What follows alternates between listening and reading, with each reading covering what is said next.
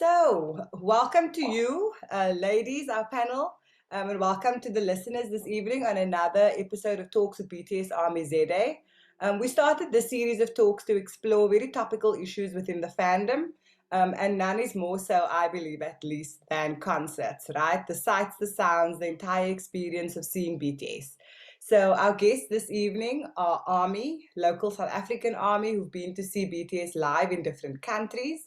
And of course, because BTS has never been here, the conversation is really going to be about what traveling to see BTS is like, and potentially a little bit around what it actually costs and what the logistics are around this endeavor. Before I introduce the panel, I think just a disclaimer from our side that the discussions we're going to have in tonight's conversation is really a mixture of all of our experiences as BTS fans who've attended concerts in different countries, and it's definitely not indicative of everyone's concert experience, but merely our perspective. So people might have a completely different experience, and that's totally okay. So to kick us off, I think let's check in with our panelists and ask them to introduce themselves. I'm going to go to Chantal first, and then we'll pop over to Wayonette. Hi, I'm Chantal, and I have been an ARMY since early 2018. I am a software developer. That's what I do for a living. And my bias is rapline. So RM, Sugar, and J-Hope. And I like each of them for different reasons. So obviously RM, he has an incredible mind. He has an incredible way with words and quite a unique perspective on life and a lot of wisdom. And then Sugar, I really enjoy how much passion he has for his craft, for making music, and also how he's spoken very openly about mental health issues. And then lastly, J-Hope, he's an incredibly talented dancer, and also he just has a lot of charisma, but also like a unique sense of personal style, and that's reflected a lot in his music and the way he dresses. And so that is the reason why those three are my biases. But of course, the whole of BTS is extremely talented, and they're all really unique and wonderful individuals. And how did you discover BTS, Chantal? How did you discover them, and how did you go, oh gosh, I'm ARMY? So it's a bit of like a mixture of things, because initially I had a friend who was overseas, and I spoke to them a lot about music, but we were both into the same type of Japanese music. But then she started talking a lot about BTS and recommending them to me. And so I was like, okay, sure, I'll check them out. But at the same time, I was just seeing their name appearing a lot more. And I saw they were on James Corden, and that they performed at the BBMAs. And I think that first performance at the BBMAs it was the BBMAs, wasn't it? The GNA's performance. The first one was at the AMAs. AMAs, yeah. In 2017. Yeah, so I watched their performance at the AMAs, and I thought it was really amazing, because as Asian artists, they didn't like change anything about themselves. They just presented what they had. And yeah, so it was from there that I started to pay attention to them more. I heard their song Mic Drop on the radio, and then it kind of just fell down the rabbit hole, as the story always goes. I wish we could coin that phrase as like an ARMY phrase, like fell down the rabbit hole, because everybody we speak to always says blah, blah, blah, blah, then they go, and then I fell down the rabbit hole. It's really cute. Wayonette, tell us about you. Who are you? What is your day job? And then how did you discover BTS? Okay, so I'm from Port Elizabeth. I'm 49 years young.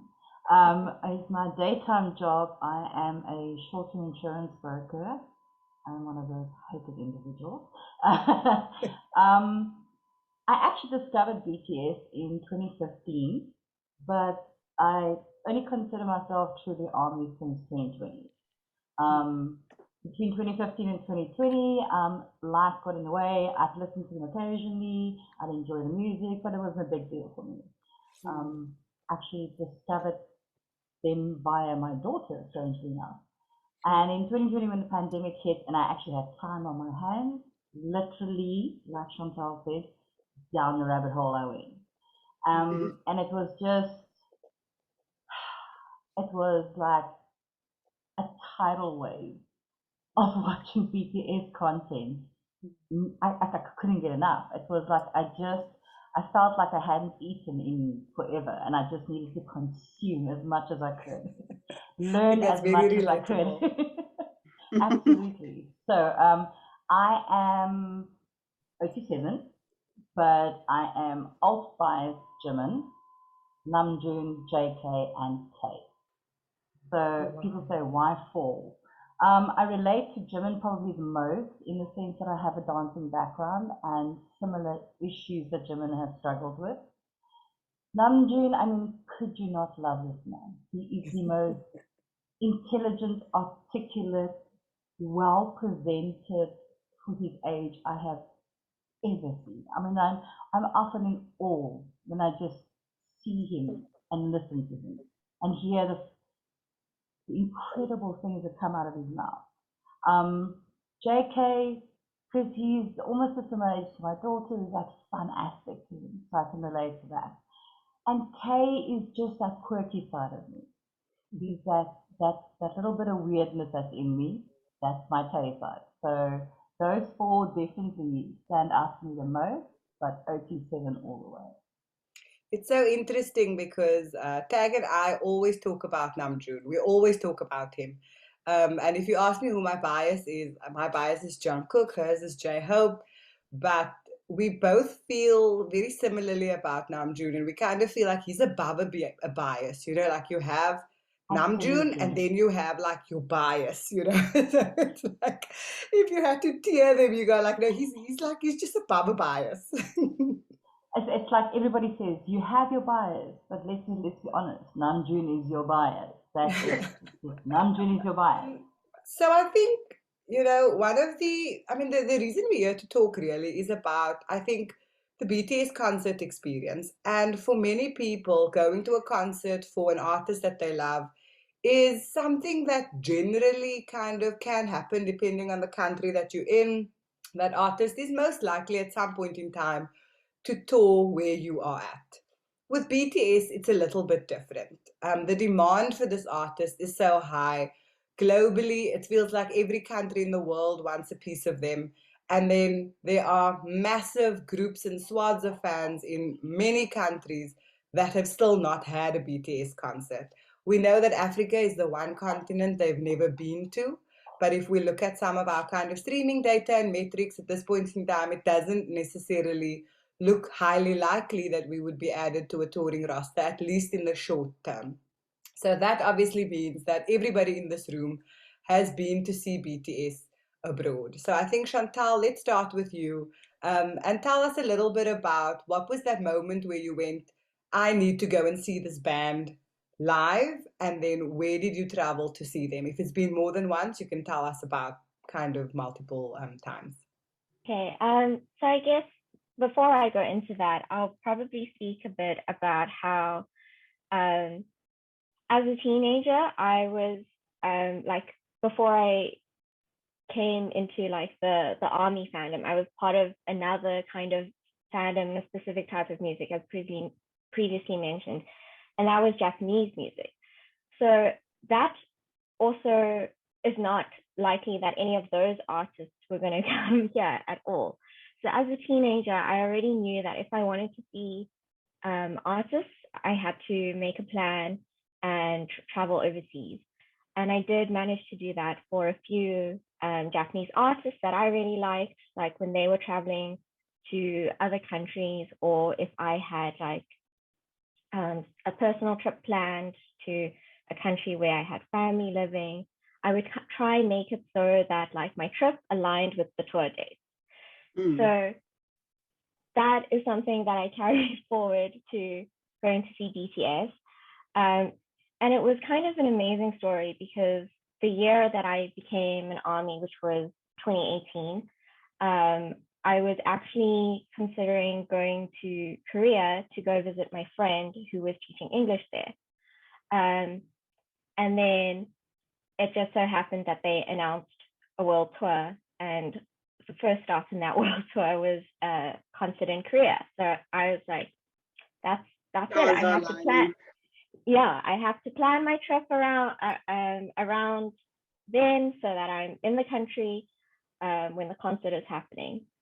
So I went to see BTS at for their Love Yourself tour in Seoul in 2018. And then I also went to see them in 2019 for the Speak Yourself tour, which was the extension of the Love Yourself tour.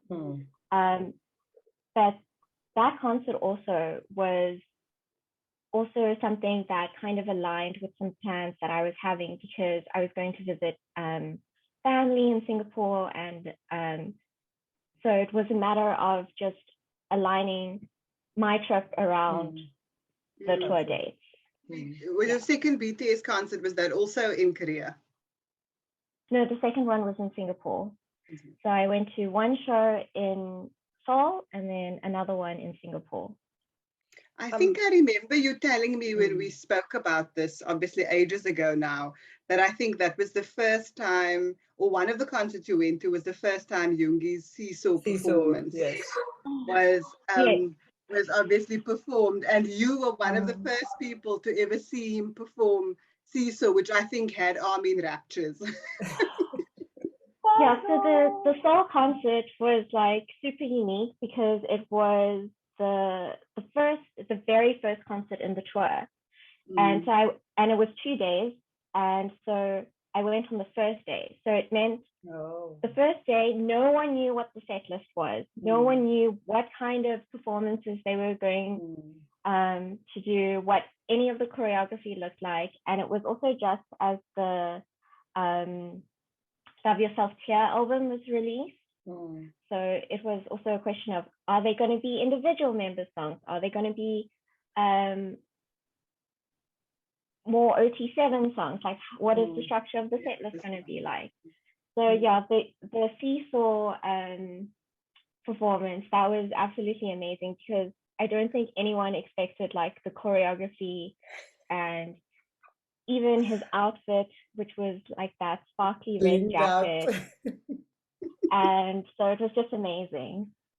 Oh, memories. We also saw BTS, obviously on the Love Yourself tour. So yeah, we were privileged enough to see Yoongi in a sparkling outfit as well. Wayonette, tell us about you.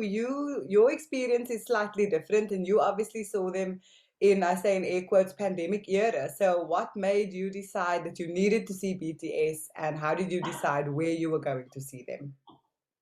Well, I have a lot of friends on Twitter from the US, a lot of GCs that I belong to, and we were all chatting about, when will we ever get to see BTS now during a pandemic, with the possible M word coming up, what's going to happen? Will we ever get the chance again? And I distinctly recall the morning that the news broke. My GC actually woke me, I think it was about 4 in the morning, to say they have just announced world tour. They just announced they're going to LA for PTD. And I was like, no. And I just went into the bathroom crying, because I realized in my heart of hearts that was it. It's the end of my chances of ever seeing them. And I was devastated, because they were all, we're booking and we're going, and they were chatting about their plans. And I don't know, there was just something inside of me that said to me, it's now or never. Bearing in mind, we were still on the red list. We were not allowed to fly to America. Could not get a visa. Did not know what the pandemic rules were going to be. But once my friends from Switzerland and everybody else was starting to chat about it, I was like, okay, you know what? I'm going to just apply for tickets and see what happens. If I get a ticket, then I know this is the path to take. if I get the ticket and I get the visa, this is the path to take. I was taking step by step. Yes, I managed to get a nosebleed seat, literally second last row from the top, SoFi Stadium. And I was like disappointed, but you know, it's going to concert. I'm getting to see BTS no matter what. Chantal was saying how stars align. Girl, let me tell you, stars align for me, because I actually wrote to the US consulate doing an emergency request for a visa, which is generally only for medical emergencies, death, or serious working situations. And I thought, you know what, just lay your heart out on the line. And I said what I needed to say and what it was for, and 12 minutes later, I had an appointment for a visa application on the 9th of November.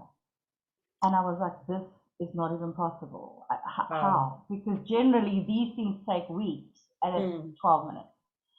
And when I went for my visa application, the guy who gave me the special grant was the guy who interviewed me for my visa. And he said, going where? And I said, BTS SoFi Stadium. He said, it's you.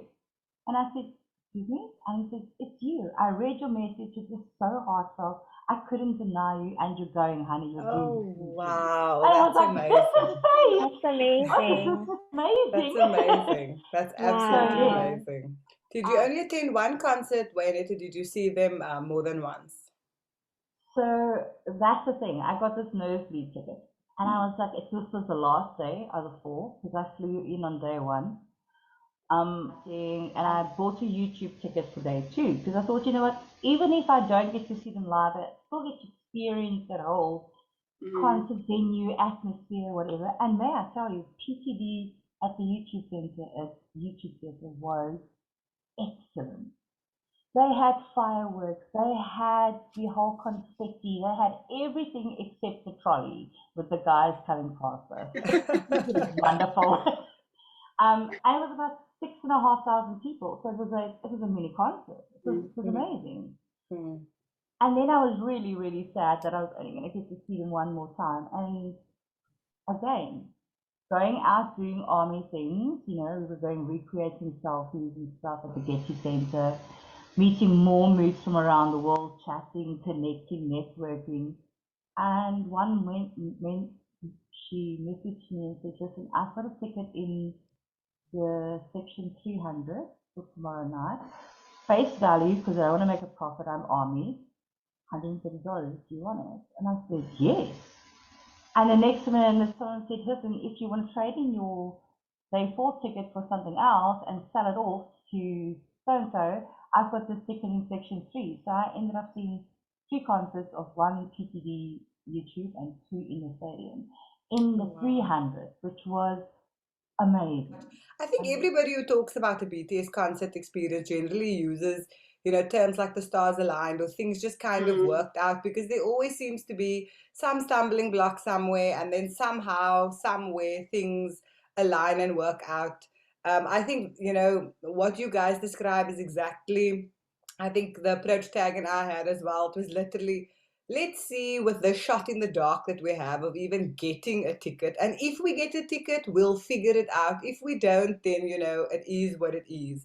And I mean, when we saw them at Citi Field, it was their first stadium concert in the US. It was sold out in minutes. I think it was like 15 or 20 minutes that stadium concert sold out. So by normal chances, the odds were not in our favor. I mean, you know, with our kind of Wi-Fi in Cape Town situation at the time in 2018, it really wasn't something that should have happened, but it did. And I think that was also a very special one, because it was kind of their first sold out stadium. And I think back then concerts did look a little bit different, because people were still camping out in parking lots before concert day to make sure that they could get into the golden circle ahead of other people. People were camping out for merchandise the night before or days before to make sure that they could get the things that they wanted. And I think a lot of those things have kind of been streamlined and sorted out in kind of more the kind of modern day BTS concerts post-pandemic than the kind of sleeping in line that we did back in 2018 and But I 2019. also think like one of the big reasons we decided to go was because we already had a US visa. And I think it was kind of like, at least this is one stumbling block. One hurdle we've already crossed. So, if we are fortunate enough to get tickets, then we have a visa and we don't have to worry about having to go and get that, which is potentially incredibly stressful. So it was like, we've got the visa, that's like, box one ticked. Let's, get our 1,000 devices out and try and on one of them get hold of a ticket. And if we do, then we'll figure out the rest. Which kind of leads us right into ticketing experience. And Wayonette, you allude to that ticket. You mentioned the dreaded Ticketmaster.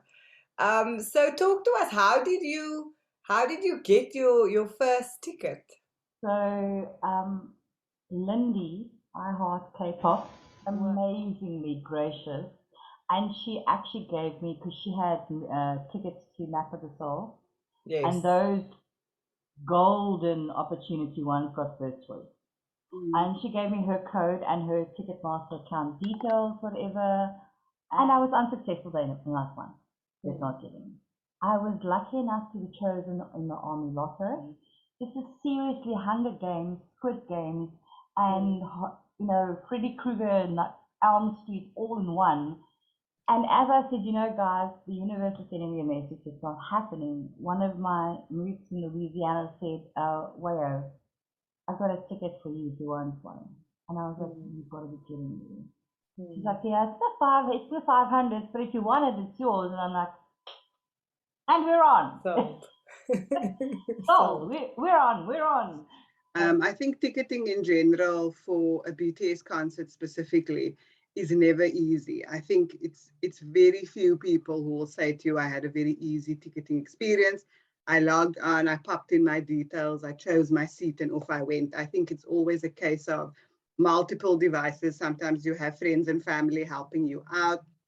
Sometimes it's hours and hours of waiting and crying. I think when Naz and I ticketed for New York, we had probably about 8 or 9 devices open, and it was also kind of middle of the night type of stuff where ticketing opened, and we actually, of all of the devices we had open, we got through on Naz's cell phone, which had the tiny screen.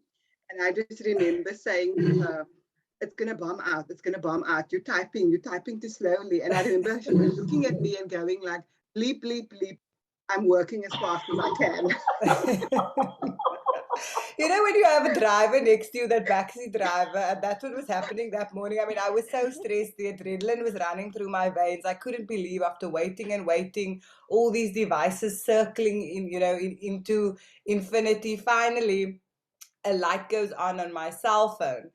And I'm like, holy bleep, we in. And the funny thing is that when you start this process, you have an idea of what you're willing to spend. But ultimately, I would say for both my ticketing experiences, I ended up spending the first time double what I had budgeted, and the second time more or less in line, a little bit more, but more or less in line. Because when they spit out a ticket, I don't know how many people are gutsy enough to go, let me go and try and find an alternative. This isn't quite what I'm looking for. Like, you literally just go click through purchase, because you're not sure kind of, how it will pan out. And Chantal, before I pass to you, I will just say that, I mean, in 2018, BTS had exploded after the AMAs, but I think now ticketing is even harder. And I think systems are even more hard pressed to try and keep up with the incredible demand for BTS tickets, because there was a 2-year drought where people obviously didn't see them. And now there's so many more fans, so many people who are eager to see them again, that it's inevitable that there's going to be tears, because there's only so many seats and not everybody will be able to see them. So Chantal, your experience is slightly different because you ticketed, I don't know how you ticketed, but in Korea, which means you had a language barrier going as well. So I'm quite intrigued to find out how you got tickets to a coveted Korean concert. Yes, so that is quite also a very long story. So as a international army, at the time they were selling tickets through Interpark, and Interpark has two versions of the website. So they have one version in Korean and one version in English. So that's like the global Interpark website. And that website is terrible to use. Yep. And if you can also imagine that you're an international army, or not even, it's me as an international army, me as an army in South Africa competing with army in Korea, where Korea has one of the fastest internet speeds in the world. Yep. So also for that ticketing experience through Interpark is that you had to also have an army membership at the time. So they had like pre-sale available only to armies who had paid for a membership. And then in addition to that, you were limited to buying one ticket. So there's literally one person, one ticket. And even then, it's not even a case of you can't buy a block of tickets to sit with your friends or anything. It's just you get whatever ticket you get. So there were a few rounds of ticketing for that. And I will honestly say I did not make it through any of those. I was sitting at work, getting other people to try, but it didn't work out. So I will honestly say that what I did do was end up buying resales.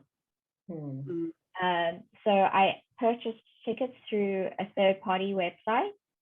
I looked them up, and they seemed quite reasonable. And what they did was that they would buy concert tickets on your behalf and negotiate directly with the seller.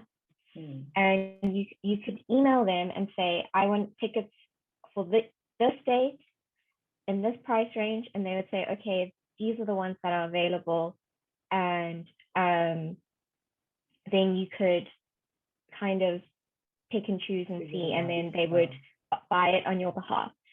So that I used that service.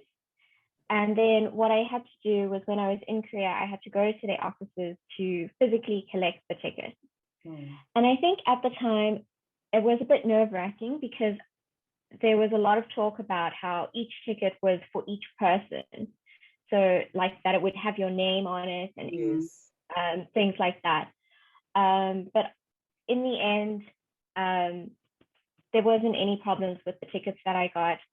My friend, who was also traveling to Korea at the time, she used the same service and managed to purchase the ticket. So I would say it's a good service to use, but the problem is the cost, because they are offering a service, so they will add like their service fee, and then also because you're buying resale, there's obviously a markup on that as well. So honestly, I would say I probably also spent about double, maybe even triple the amount that an original ticket was going to cost. But I thought, I'm in Korea. This is like my only chance. Yeah, I have to do it. So in comparison, that was the Korean experience. In comparison, purchasing a ticket for Singapore was far less stressful. The site held up, and also, as has previously been mentioned by all of us, because we are not in those countries and we're buying tickets for overseas, it means like the time zone difference of when tickets open, it's going to be something. So I was awake at 3 a.m. to purchase tickets for Singapore, and it was just a case of me being in the waiting line. Then suddenly I got into the site and I purchased 2 tickets, one for me, one for my friend, and then I was done and I went back to bed. That was like a far less painful experience than the Seoul concert. But I imagine nowadays it's definitely more competitive. And I've also heard, yes, the horror stories of Ticketmaster, and I think a lot of concerts in America, probably all the BTS concerts in America, will make use of Ticketmaster. Yeah. We I think didn't I ticket remember with also. Ticketmaster, did we? I don't remember. No, we didn't. And I also remember to your experience, Chantal, when we ticketed for Hong Kong in 2019. It wasn't easy, but it was certainly a lot less stressful. And because it was over 4 nights, and we had decided, I think we wanted to do the Thursday, I believe. I can't remember. I think it was the Thursday and not the Friday.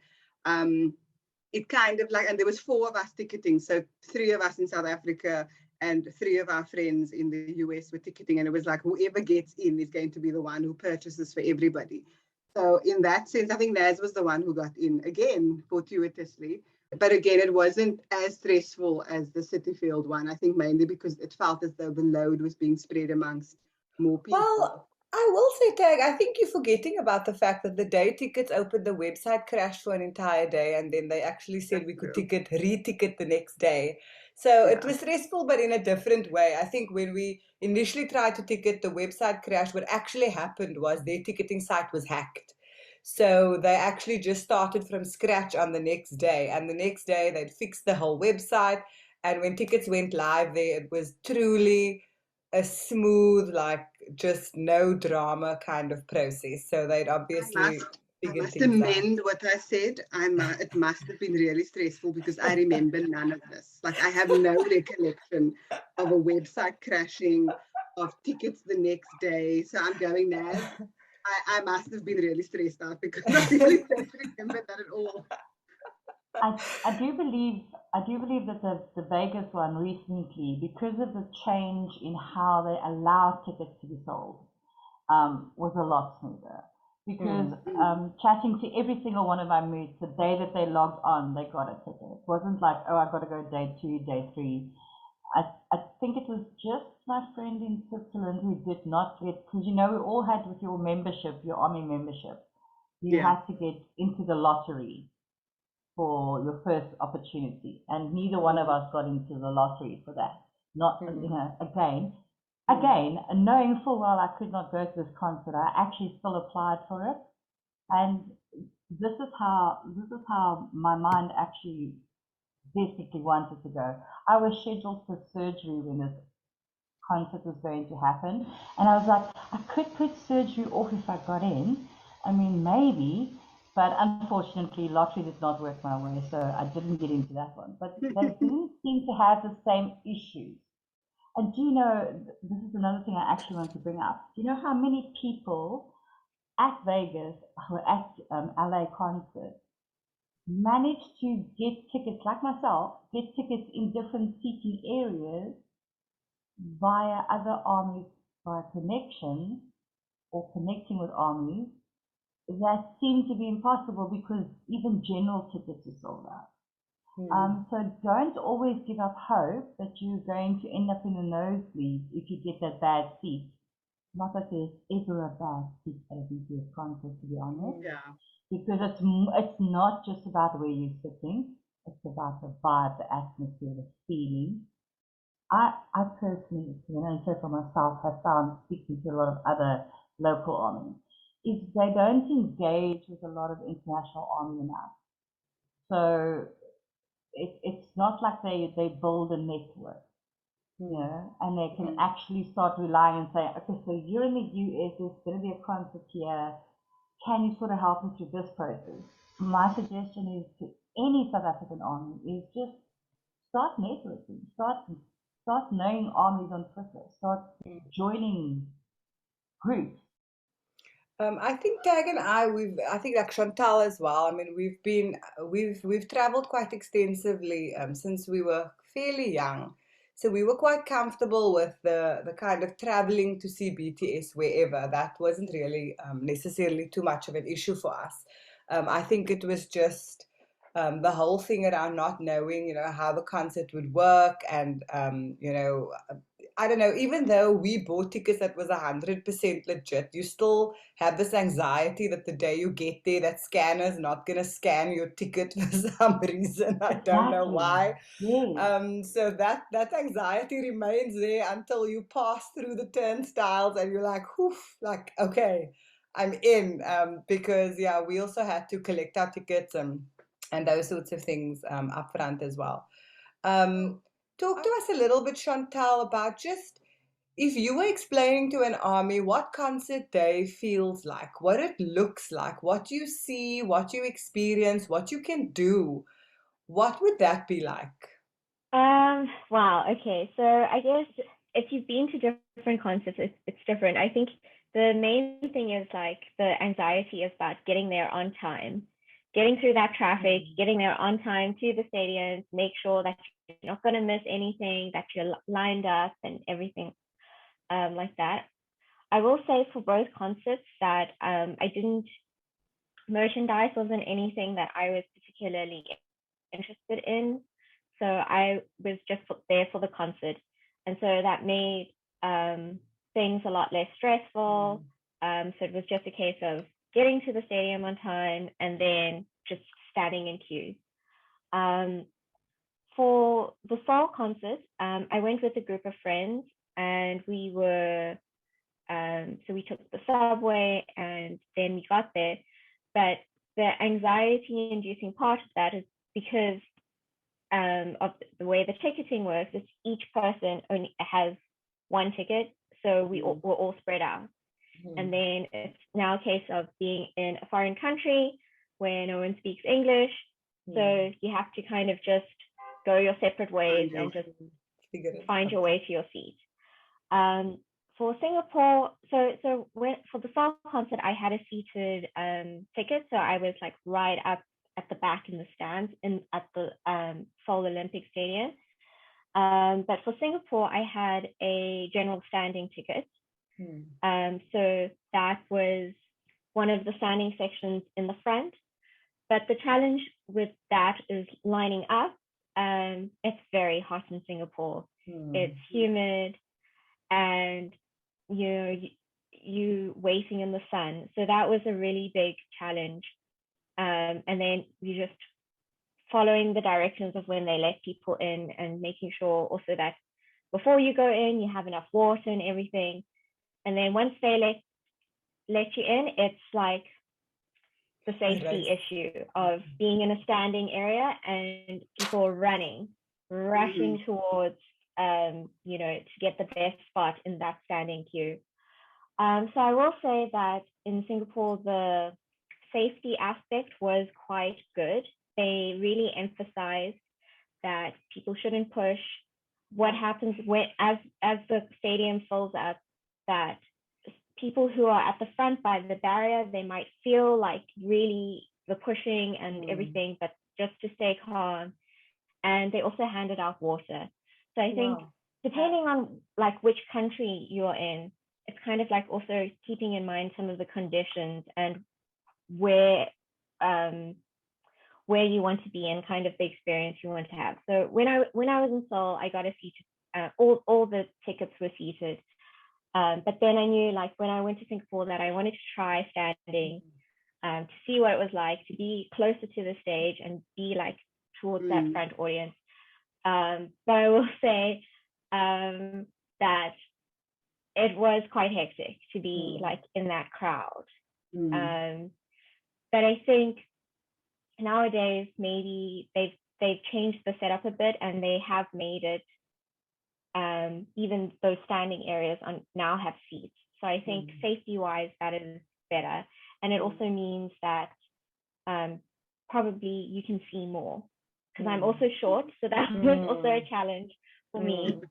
But all of that aside, like the concert experience is absolutely amazing. The show, because it was the same tour, I kind of knew what to expect in terms of like the set list. And so the first time it was more a case of like just taking everything in and being there and being like, oh my gosh, I'm actually here. They're actually real people. And just like enjoying and just enjoying the experience.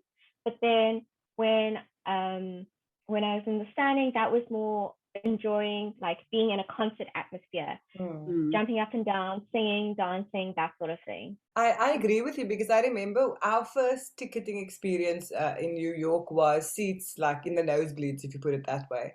But I actually appreciated that we had two very different experiences. City Field was a concert. We were in the nosebleeds, but we were smack bang in the middle of the stage. So we basically faced them head on. And that meant that we had this incredible view of everything that was happening in the entire stadium, which in and of itself is its own unique experience, which you don't actually get if you're further down, I believe. There's a different experience there. Then when we were in Hong Kong, we were in an arena. So it wasn't the stadium, it was an arena. And we were quite close to the stage, seated, but quite close to the stage. And that was a completely different experience as well. So I think it doesn't matter where you sit, really. I think ultimately you do get a very unique experience from that seat. I will say I like to joke that I'm too old to be standing at this point in time. I don't know if my back, my knees, my shoulders would manage general standing. But to your point, I think if someone said to me, "Hey, I've got a general standing ticket," I would definitely not say no. But also, I think that at the time when we went to New York, the entire process around merchandise and lining up for Very different. standing, yeah, was very, very different. I mean, it's quite organized now. Before people, I mean, I remember we were interested in getting some merchandise, so we lined up at like 1 a.m. Day of the concert to kind of, and we were probably like 70th in the line when we rocked up at 1 a.m. at the stadium. And I mean, it was buzzing. There was people in tents camping out to save their spot to get into general standing. So it was a completely different atmosphere. We and slept in the line, basically. Yeah, in Hong Kong, the same thing. I mean, we also like got up at midnight to get into that merch line and then slept in that line all night and then got our merch by like 10 a.m., 11 a.m. and then ran to the hotel to get a shower and a short nap before we had to be back in line again to get back into the arena. So I do think they've obviously streamlined that process quite a bit now, and there's more kind of curated ways in which people can come and get their merchandise. You can order it ahead of time and collect, or you can go and stand in line, but it's more orderly and so on. Whereas when we went, it was like Hunger Games. You'd stand in that line and then suddenly you just see a sign that goes up and it says sold out, and you hear this collective gasp from everybody going like, "I'm only here for the hoodie and the hoodie sold out." Yeah. LA wasn't much different. LA, they queued from about 3, 4 a.m. in the morning. But they had merch sales outside as well as inside the stadium, different merch kiosks. They wouldn't sell the same necessarily inside that they would outside. Like for instance, Army bombs were exclusive to outside. But I know people who queued from 4 a.m. and got no merch. Wow. So in Vegas, you could do that whole Weverse pre-order and then go pick up your order kind of thing for certain items, the PTD stuff. But LA was still quite a bit of a. I managed to get into a merch queue after day 4 concert, concert, and luckily for me, because at that stage I was like, I don't even care what I get. I just want some merch. I just want something to show that I was here. And I bought the pillow slip because they didn't have the lanyards that I wanted. There was so much planned for ARMY to participate or experience, both YouTube and stadium-wise, that going early, whether you want merch or not, is essential.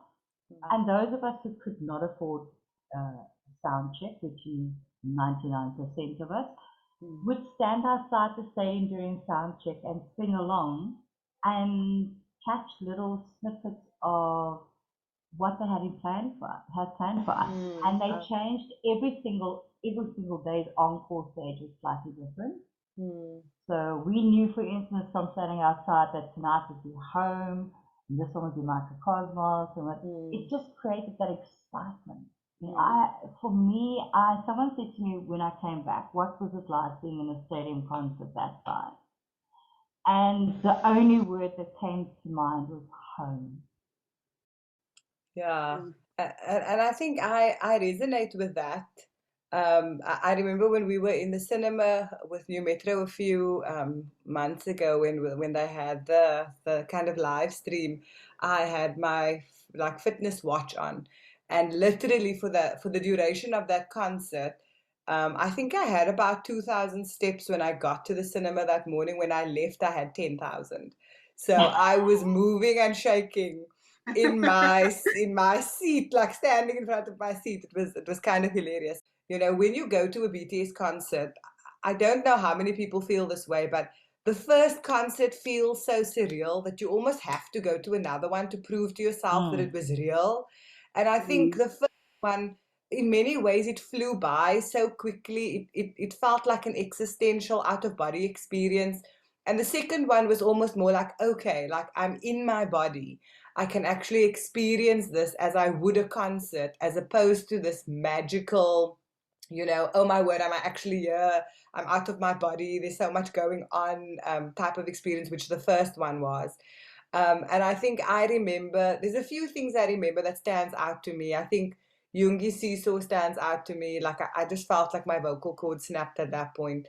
I remember the other thing that stands out to me was Trivia Love. When Namjoon did Trivia Love, like I just, that moment to me was just, ugh, I had an out of body experience with that one. And then the last one was Jin's Epiphany, which in and of itself is an incredible song, but I think that moment, I have this very, very vivid memory of literally like standing around, being quiet for a second and just realizing where I was. And I think the thing that struck me was that this song was in Korean. I was in the United States. 99% of people there didn't speak Korean. They were obviously miming the words to the song, but to any untrained ear, it sounds exactly like the words.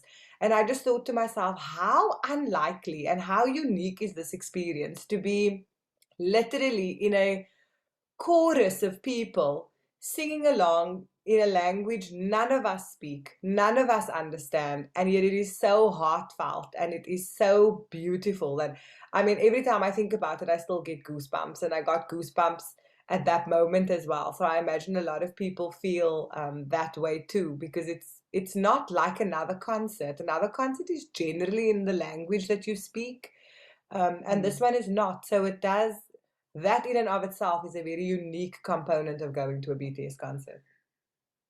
But I think also BTS concerts are more like, it's more interactive, I think, because not only is there a connection between the fan and the artist, but there's a connection between all the fans too.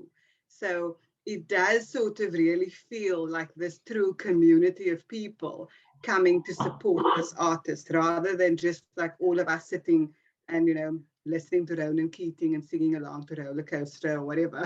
Tag, you're showing your age. I don't know how many people's going to know who Ronan Keating is, quite frankly.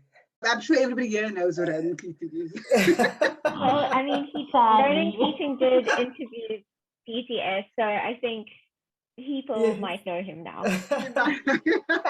Facts. Yeah. So it definitely does feel like a community, and I think there's just this synergy between fan and artist that is unparalleled. And I do think, the whole Army Bomb experience also does kind of help to create this atmosphere, because it does create color and texture and this layer upon layer of like sight and sound, which is really unique and incredible, I think, and particularly unique to a BTS concert.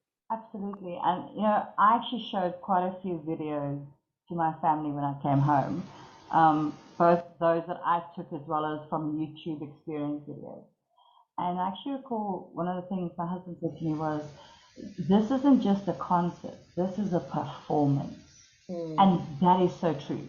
It's just not seven guys standing there going shake, shake, shake, sing, sing, sing, and, girls raving. It's a real performance. I mean, it's a lot of it's theatrical and so on such a large scale and so well thought out and so well executed that it's immersive. That's the word. It's immersive. And then, you've got the whole, even though we stuffed up the wave at SoFi Stadium, which in our defense, Namjoon, in our defense, the stadium does not run properly the size for a wave. Even though we stuffed it up, having that you know, when the wave's done and the army lights come on and it says BTS and Army, and you're from the viewpoint of, like you said, a higher viewpoint than sitting down by the stage, and you witness it. It's just, you know, it's goosebumps. It's goosebumps. It really is. Like for me, you know, you said watching your highlights with Yoongi, etc. Watching Black Swan being performed, from being able to see it on the screen from the front, but also being able to see it from above. The actual swan, the bird forming, you know, coming from somebody who's actually got a dancing background, the actual how the choreography fits in together. It was my jaw dropped. My jaw dropped. I think my heart stopped beating and I stopped breathing for quite a while, because it was just, on my fourth day I had the luck to actually sit on the sides. So beautiful view of the big screens, but also a great view of the encore plus the large stage.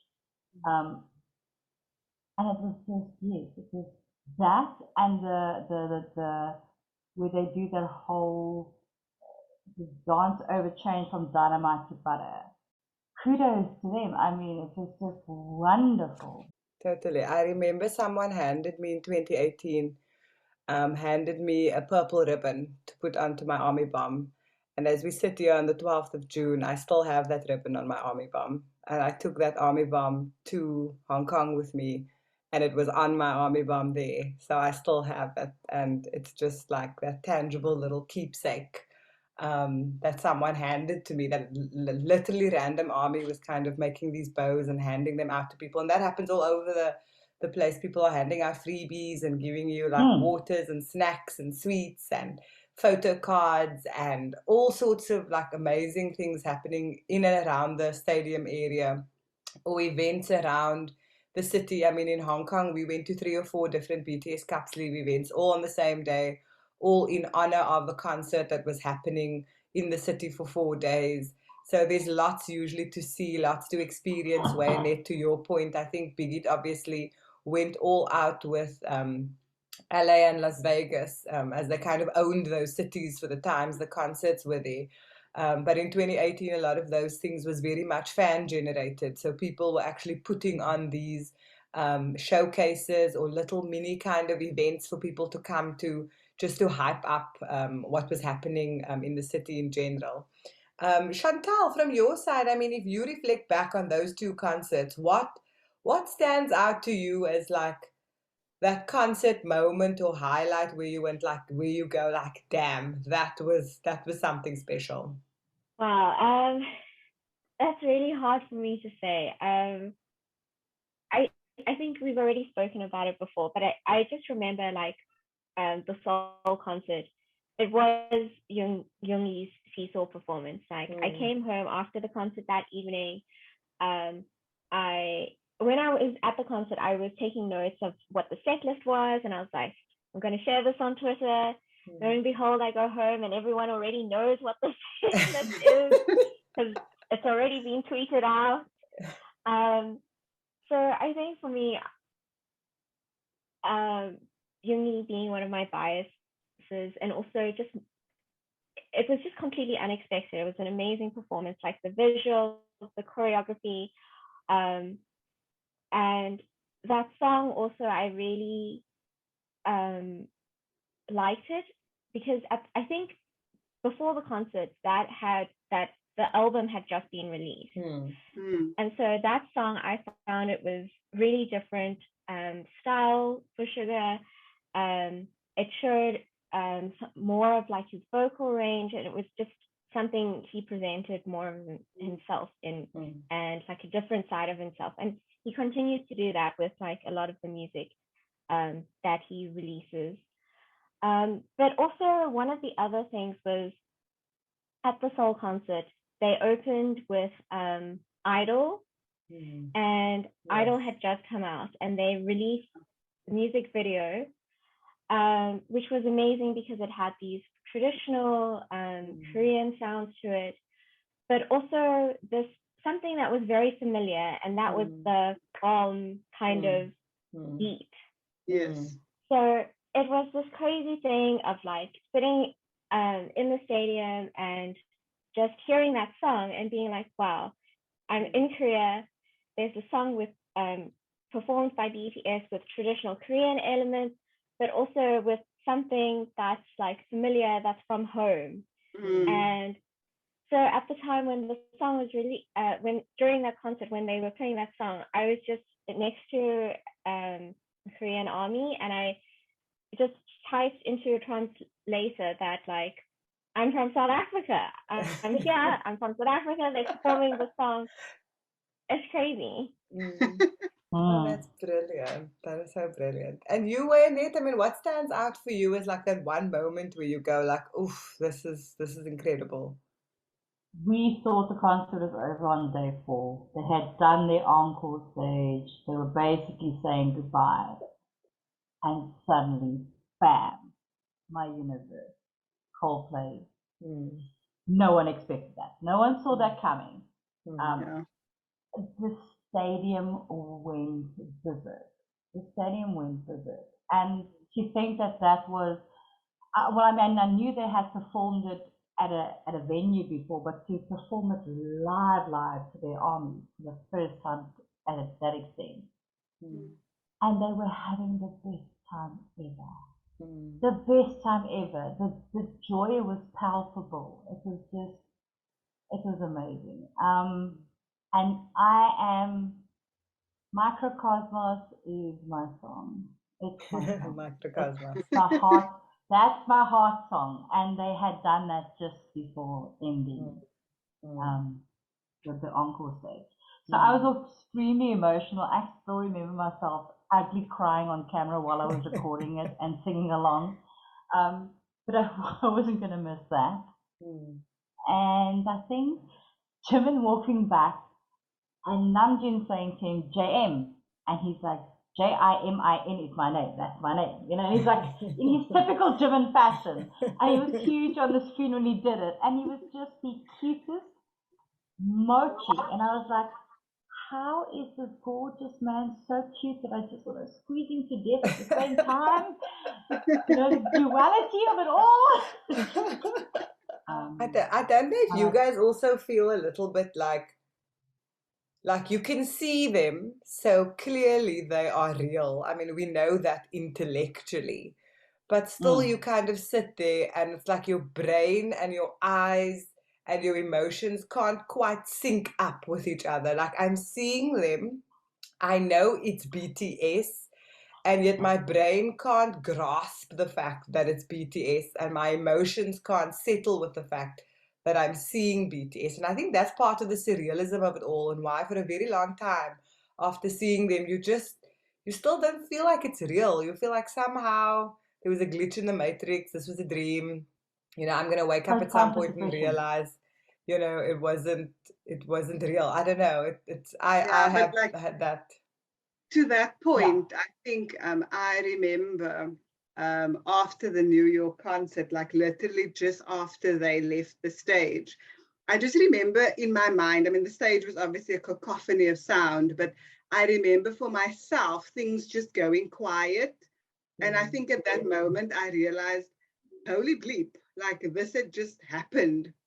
And I think all of the emotion of the weeks leading up to it, like the stress of ticketing and like, you know, figuring out where we're going and how we're getting there and what is all these things going to cost. And finally getting there, getting to that stadium, being in that seat, experiencing this moment, and then having this entire journey, you know, being over essentially when the concert ends.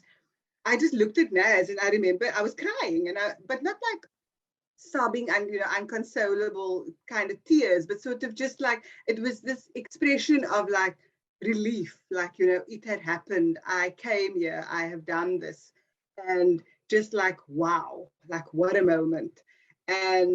But I think more than that, even the concert in itself is one thing, but I think you've all really articulated the ways in which the performances have been standouts. And I think for me, the performances, yes, incredible. But as a partner to that, I think by and large, Nazneen and I, our experiences of concerts have also been our engagements with other people. And particularly in New York, it was there that we met some women who had also come to the concert and who were also in those merch lines trying to get similar things to us. And we met them on that day, that concert day in the middle of the night. And to this day, we are still friends. And we have a WhatsApp group and we chat nearly every day about all manner of things. And it was actually less than a year later that the four of us agreed to meet up and go and see BTS together in Hong Kong.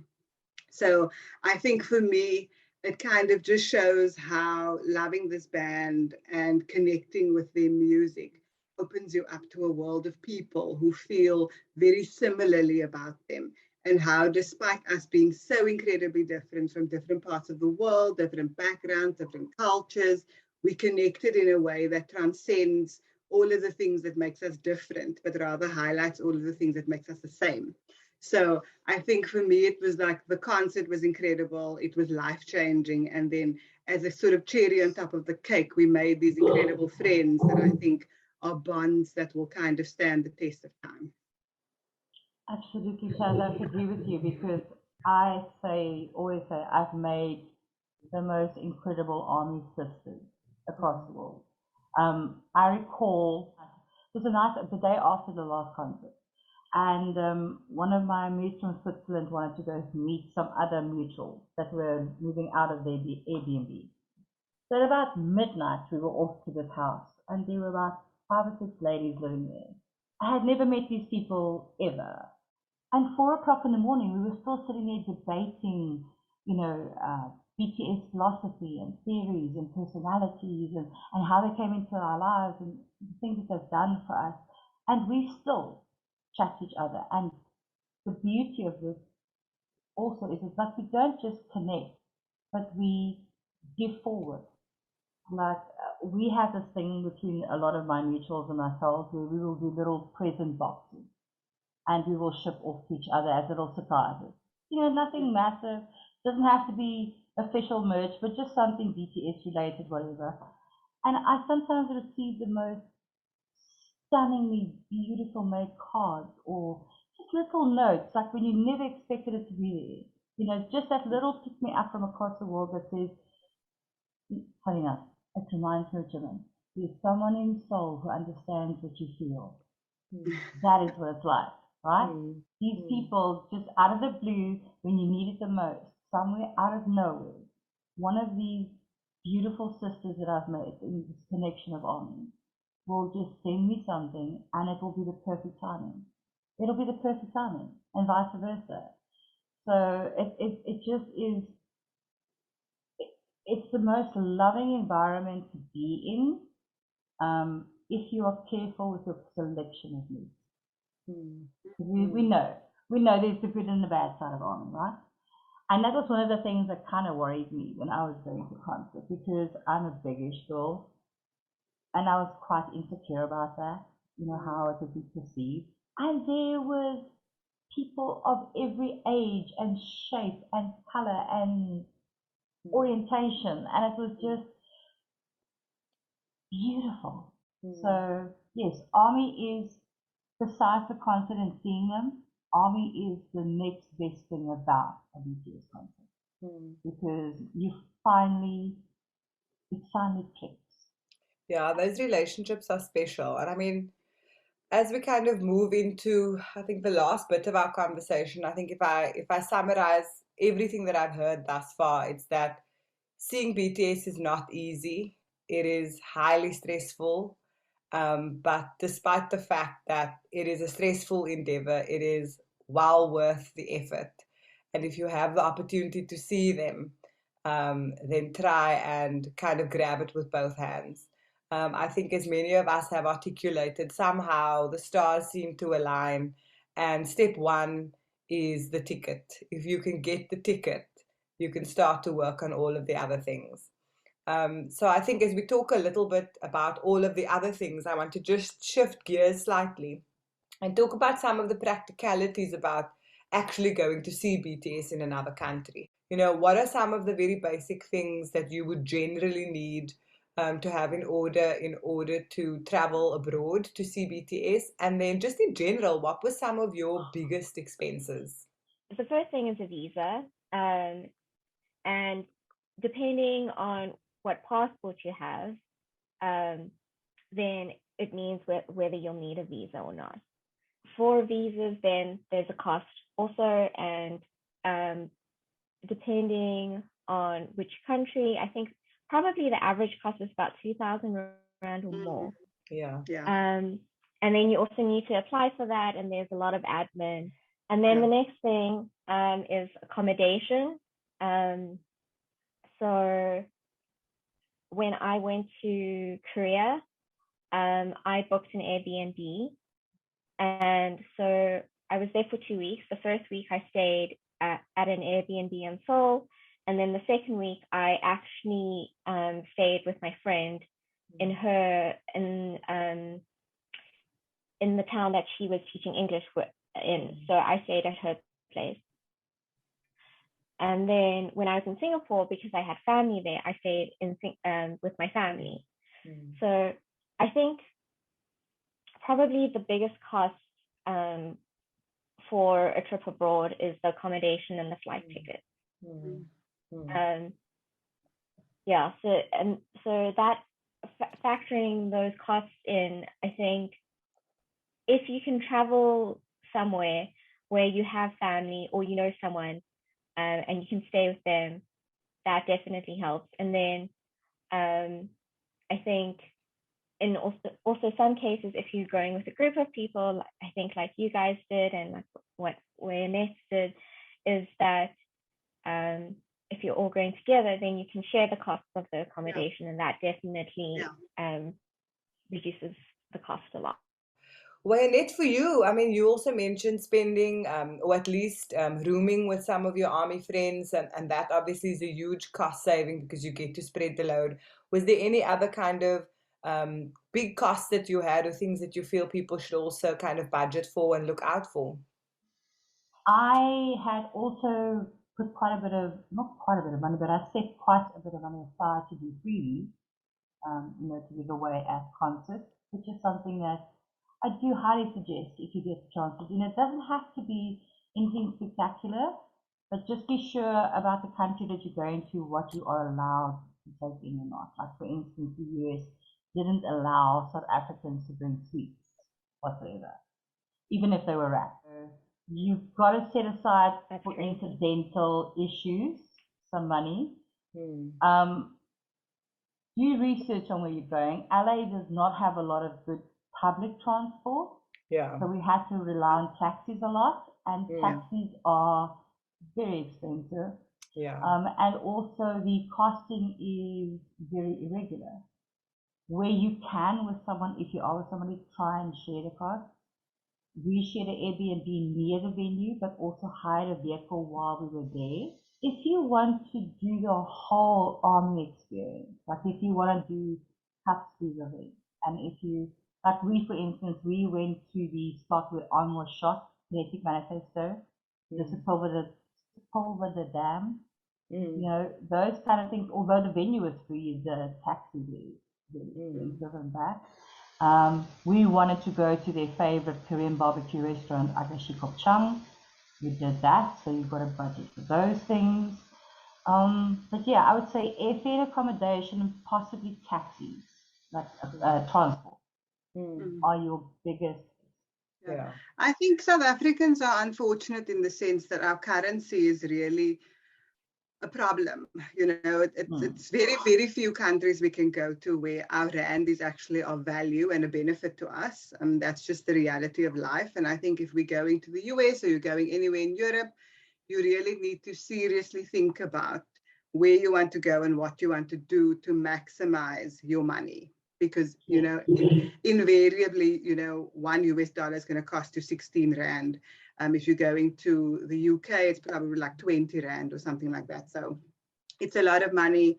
You need to think about be strategic about where you want to go, what you want to see, what you want to do. And sometimes it might cost you a little bit more to live somewhere versus somewhere else. But then if you offset that against the cost of traveling from that cheaper place to all the places you want to go, it might make sense to just spend a bit more on the accommodation and then save on the travel. So loads of things. And I mean, hopefully, I think, you know, with upcoming world tours and so on, I do hope that BTS diversifies the places they go to, which might be a little bit kinder to our currency as opposed to the US and the UK and Europe specifically. But hopefully, I mean, I've never been to India other than the airport, so I'd love to go there. So BTS, please go to India. I remember when 2020, when we went into lockdown, I mean, they had just announced the world tour at that point. We were waiting for ticketing to go live. We were planning to visit quite a few tour dates in Europe if we could have gotten tickets. And then obviously we went into lockdown. And I think now my perspective on things have shifted slightly. I think I'm very interested in specific countries. I wouldn't necessarily go back to, you know, ones that I've been to before. So for me, it would be really, where are they going? Is there a country I really want to go to? From a currency perspective, does it make sense? From an exchange rate perspective, how long would I want to stay? Are there any concerts adjacent to that country that I could possibly go to as well to kind of maximize being in that side of the world? So there's loads of things to think about. But I mean, Chantal, are you potentially thinking about seeing BTS in 2023? Yes, it's definitely something that's on mind, especially since I haven't done any traveling these past 2 or 3 years. But I think now I'm also in the same boat as you. I mean, before I was quite practical about like having multiple reasons to go to a specific country, like seeing family and things like that. But I think now with COVID, the risk has also increased because now it's also like, what happens if you are in that country and you get COVID and you need like emergency treatment or something like that, or the borders closed or something. So there's quite a lot of risk involved in traveling abroad these days. I think maybe when it traveled to the US, it was a lot more, and it's definitely less now. But it's still a possibility. So that's definitely something that to keep in mind for future plans. I mean, I saw it's also quite difficult because now I see, you know, like the recent announcement that J-Hope is going to be performing at Lollapalooza. I mean, that would be amazing to go to, not only to see him because it's also a whole festival, but at the same time, like the notice that was given between the announcement and when the actual performance is, I think it's about a month.